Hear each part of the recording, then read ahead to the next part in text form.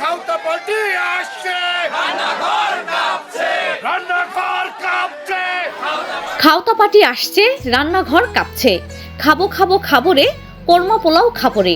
খাওতা পার্টির কিছু হলে জ্বলবে আগুন ঘরে ঘরে।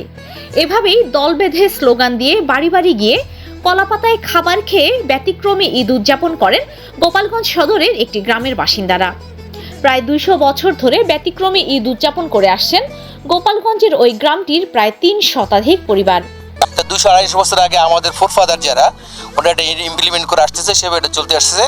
এত মিলমিশ আমাদের ভিতর, এত আন্তরিকতা, ধনী গরিব সবাই নির্বিশেষে ভেদাভেদ ভুলে আমরা একসঙ্গেই কলার পাতায় খাইতে পারি। এবং যারা বিদেশে অবস্থান করে তারাও এই ঈদকে সামনে করে চলে আসে এই ঈদের সময়টায় এইভাবে আনন্দ উদযাপন করতে। ঈদের নামাজ শেষে দল বেঁধে স্লোগান দিয়ে গ্রামের প্রতিটি বাড়ি বাড়ি গিয়ে কলাপাতায় খাবার খেয়ে ঈদ উদযাপন করেন তারা। এলাকাবাসী বলছে, পূর্বপুরুষের ঐতিহ্য ও সাম্প্রদায়িক সম্প্রীতি বজায় রাখতে তাদের এমন আয়োজন। আমার দৃষ্টিতে নজিরবিহীন নিঃস্বার্থ ভালোবাসার একটা বহিঃপ্রকাশ হলো এই কলার পাতায় গ্রামী খাওয়া, যা আমাদের মুরব্বীরা 2 শতাধিক বছর ধরে পালন করে আসছে। আমরা দীর্ঘদিন ধরে এই অনুষ্ঠানে অংশগ্রহণ করে আসছি এবং এটা যাতে চালু থাকে সেজন্য যারা মুরব্বী আছি তারা এদের সবসময় সহযোগিতা করে যাচ্ছি। এবং আমি নিজে খেতে পারি না, তারপরেই কলার পাতা নিয়ে আসছি।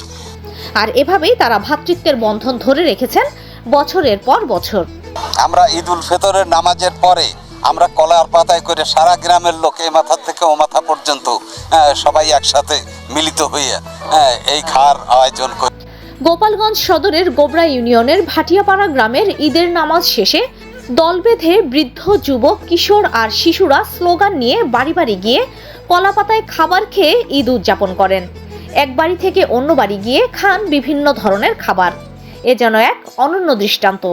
প্রায় 200 বছর ধরে গ্রামের সব কয়টি পরিবার এই রেওয়াজ চালিয়ে আসছেন। এতে একদিকে যেমন গ্রামের সবার মধ্যে বাড়ছে ভ্রাতৃত্ববোধ ও সহনশীলতা, তেমনি বেড়েছে সবার প্রতি সবার মমত্ববোধ ও ভালোবাসা। আসে সবাই এই ভ্রাতৃত্ব বন্ধন আরো জড়ো হয়। এই জন্য আমরা সবাই একসাথে এসে এই খাবো খাবো খাবো বলে কলার পাতা করে গ্রামে এক মাথা থেকে শুরু করে শেষ মাথা পর্যন্ত আমরা খাই। আমার অনেক ভালো লাগতেছে। অনেকদিন পরে গ্রামে রোজার পরে এরকম খাওয়া হয়। প্রতি বাড়ি সব জায়গা থেকে প্রতি বাড়ি আমরা সবাই যাই একসঙ্গে। আমাদের 500 লোক হয়, ঢাকার থেকে, খুলনা থেকে, সব জায়গা থেকে আমরা আসি শুধু ঈদ এই গ্রামে খাওয়ার জন্যই আসি। এটাই আমাদের ঐতিহ্যবাহী, আমাদের এটা খুব ভালো লাগে। আমরা ছোটবেলা থেকে দেখে আসছি। আমরা সবার সাথে ঘুরে ঘুরে খাচ্ছি আর অনেক আনন্দ করতেছি। আগামীতেও এই ঐতিহ্য ধরে রাখা হবে বলে জানিয়েছেন তারা। ঈদ মানেই প্রীতি, সম্প্রীতি, ভালোবাসা ও ভ্রাতৃত্বের অটুট বন্ধন। তারই এক অনন্য নিদর্শন যেন ভাটিয়াপাড়া গ্রামের এই গ্রামী খাওয়া। এমন ব্যতিক্রম আয়োজন যেমন ওই গ্রামের বাসিন্দাদের ঈদ আনন্দে ভিন্ন মাত্রা যোগ করে, তেমনি ভোলায় সকলের প্রতি সকলের ভেদাভেদ, পাশাপাশি সাম্প্রদায়িক সম্প্রীতির ও ভ্রাতৃত্বের বন্ধন আরও অটুট করে।